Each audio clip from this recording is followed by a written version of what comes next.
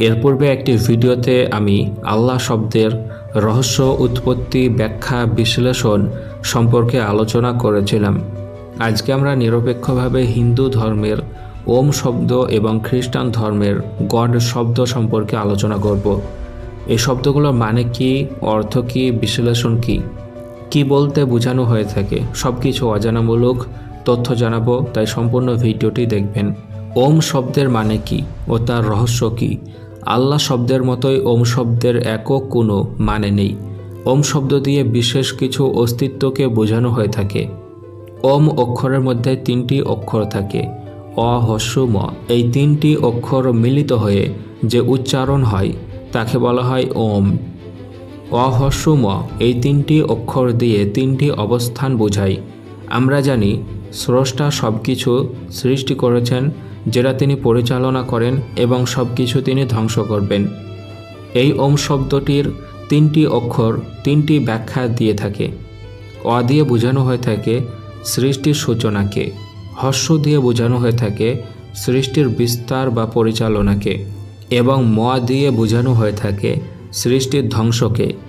সৃষ্টির শুরু করা, তা পরিচালনা করা এবং তা ধ্বংস করা, এগুলো করে থাকে তিন শক্তি, যাকে ব্রহ্মা, বিষ্ণু ও শিব নামে ডাকা হয়।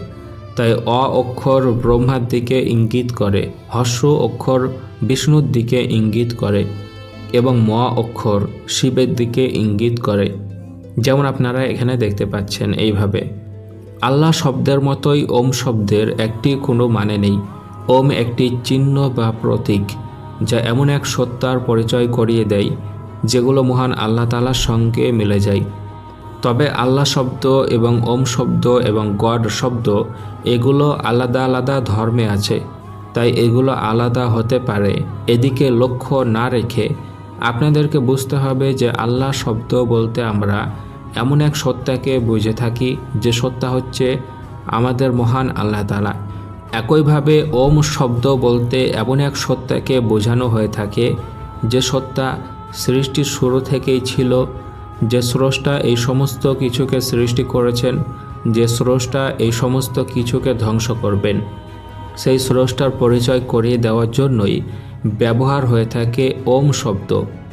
ওম শব্দের ব্যাখ্যা, মিল, তাৎপর্য, কারণ এবং উপস্থিতি সবগুলো অন্য পর্বে আলোচনা করব। তবে গড শব্দের কিছুটা ব্যাখ্যা আমরা আজকে জেনে নিব। ইংরেজিতে গড শব্দের মধ্যে তিনটি শব্দ আছে, জি ও ডি। এই গড শব্দকে যদি একটি একটি করে ভাঙেন, তাহলে জি ও ডি এই তিনটি শব্দ দিয়ে তিনটি অর্থ বের হবে, যা আপনারা এখানে দেখতে পাচ্ছেন। সৃষ্টি করা, তাকে পালন করা এবং তাকে বিনাশ করা। এই গড শব্দ এটিও এমন একটি শব্দ যার অর্থ এক কথায় হয় না। সেটাও এমন এক স্রষ্টার অস্তিত্বকে বোঝাতে ব্যবহার হয়ে থাকে, যার পরিচয়, বৈশিষ্ট্য এবং মিল মহান আল্লাহ তাআলার সঙ্গে মিলে যায়।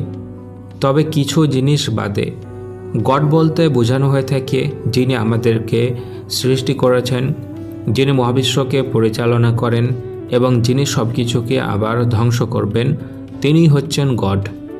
তাই আমরা মানি বা না মানি, কোনো না কোনো রকমভাবে আল্লাহ, ওম এবং গড এই শব্দগুলো সেই একক সত্তার দিকেই ইঙ্গিত দেয়, যাকে আমরা বিভিন্ন ধর্মে বিভিন্ন নামে ডেকে থাকি। তিনি হচ্ছেন আল্লাহ। আল্লাহ তাআলার নাম একাধিক থাকতেই পারে। এখন যদি কেউ ওম বলতে বোঝায় সেই স্রষ্টাকে, যেসব বৈশিষ্ট্য মহান আল্লাহ তাআলার সাথে মিলে যায়, তাহলে তো ওম সেটাও আল্লাহ তাআলার নাম হিসাবেই ধরা হবে। তবে আমরা মুসলমান হিসাবে মহান আল্লাহ তাআলার নিজে দেওয়া নাম আল্লাহ এবং তার গুণবাচক নামগুলো দিয়েই তাকে ডাকতে আমরা পছন্দ করব। বাকি অন্যান্য ধর্মের গ্রন্থে গড, ওম, এলোহিম, এলাহা এরকমই আরও কিছু নাম দেখা যায়, যেই নামগুলোর অস্তিত্ব এবং বৈশিষ্ট্যগুলো যদি মহান আল্লাহ তাআলার সঙ্গেই মিলে যায়, তাহলে সেই নামগুলো দিয়ে মহান আল্লাহ তাআলাকে ডাকা কোনো ভুল হবে না, এটা আমার মতামত। কারণ মহান আল্লাহ তাআলার অনেকগুলো নাম আছে এবং সুন্দর সুন্দর নাম তারই।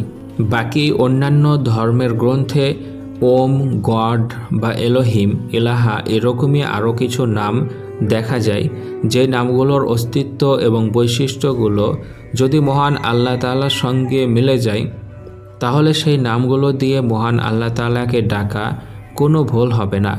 কারণ মহান আল্লাহ তাআলার অনেকগুলো নাম আছে এবং সুন্দর সুন্দর নাম তারই।